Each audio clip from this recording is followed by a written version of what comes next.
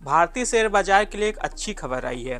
Global brokerage firm Goldman सैक्स ने करीब 13 महीने बाद भारत की रेटिंग को बढ़ाकर ओवरवेट कर दिया है। मतलब साफ है कि विदेशी निवेशक अब भारत को लेकर फिर से बुलिश हो गए हैं। इतना ही नहीं, गोल्डमैन सैक्स ने निफ्टी के लिए 29,000 का टारगेट भी तय किया है, जो कि इसमें मौजूदा स्तर से करीब 14% की तेजी की उम्मीद है। इस खबर के आते ही आज भारतीय शेयर बाजार में रौनक लौट आई। सेंसेक्स और निफ्टी लगातार 3 दिनों की गिरावट के बाद आज हरे निशान में बंद हुए।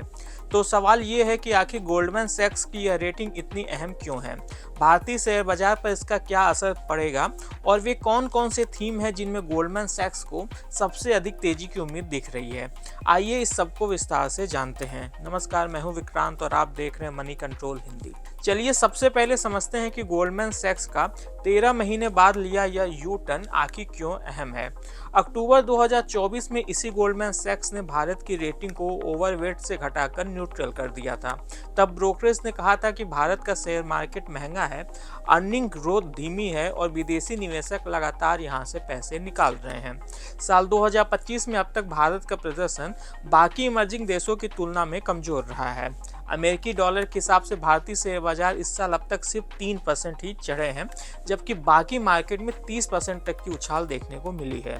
गोल्डमैन सैक्स के मुताबिक ये पिछले 20 साल का सबसे बड़ा अंतर है, लेकिन अब तस्वीर बदल रही है। ब्रोकरेज को लगता है कि अगले 1 साल में भारतीय शेयर बाजार फिर से रफ्तार पकड़ेंगे और इसका प्रदर्शन दुनिया के बाकी देशों से अच्छा रहेगा। अब सवाल आता है कि आखिर गोल्डमैन सैक्स का ये अपग्रेड इतना बड़ा मामला क्यों है। देखिए, गोल्डमैन सैक्स दुनिया की सबसे बड़ी इन्वेस्टमेंट बैंकों में से एक है। इसके रेटिंग बदलने से विदेशी निवेशकों का सेंटीमेंट बहुत प्रभावित होता है। ब्रोकरेज ने अपनी रिपोर्ट में कहा कि भारत की ग्रोथ अब 4 मजबूत पिलर्स पर टिकी है। पहला, पॉलिसी सपोर्ट, यानी सरकार की स्थिर और सपोर्टिव नीतियां। दूसरा, अर्निंग्स रिवाइवल, यानी कंपनियों के मुनाफे में फिर से तेजी। तीसरा, बेहतर फॉरेन पोजीशनिंग, यानी कि विदेशी निवेशकों की बाजार में वापसी। चौथा, डिफेंसिबल वैल्यूएशन, यानी वैल्यूएशन अब पहले से आकर्षक हो गया है। गोल्डमैन सैक्स ने बताया कि विदेशी निवेशकों ने पिछले 1 साल में भारतीय शेयर बाजार से करीब 30 अरब डॉलर निकाले हैं।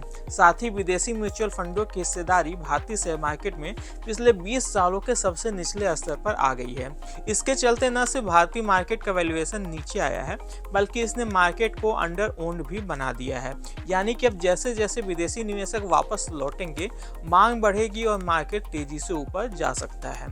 गोल्डमैन सैक्स के मुताबिक निफ्टी 50 दिसंबर 2026 तक 29,000 के स्तर तक जा सकता है, जो कि इसके मौजूदा स्तर से करीब 14% तेजी की उम्मीद है।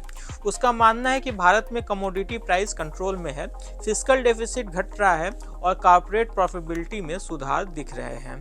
यानी कि मैक्रो और माइक्रो दोनों लेवल पर कहानी मजबूत हो रही है। अब आते हैं उस हिस्से पे जो निवेशकों के लिए सबसे अहम है। गोल्डमैन सैक्स को किन सेक्टर्स में सबसे ज्यादा तेजी की उम्मीद है।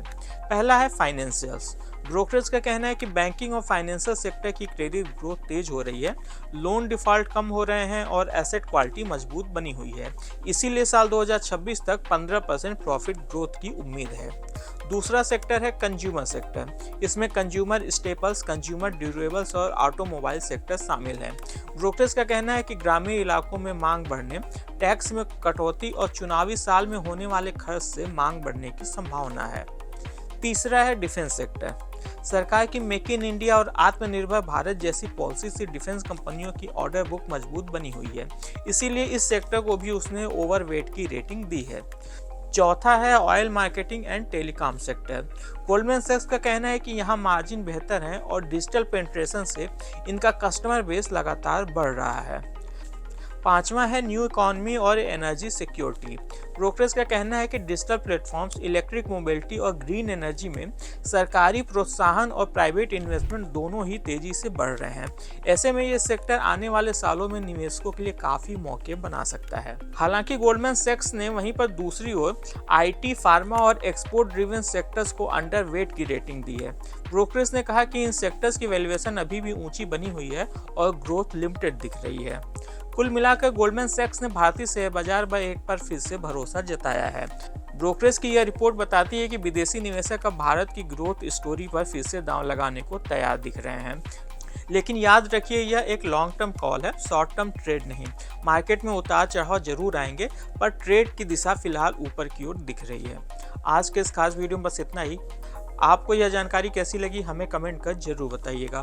बिजनेस और स्टॉक मार्केट से जुड़ी ऐसी खबरों के लिए आप हमारी मनी कंट्रोल हिंदी की वेबसाइट को विजिट कर सकते हैं। इसके अलावा आप हमें यूट्यूब, फेसबुक, इंस्टाग्राम और एक्स यानी कि ट्विटर पर भी फॉलो कर सकते हैं। Thank you.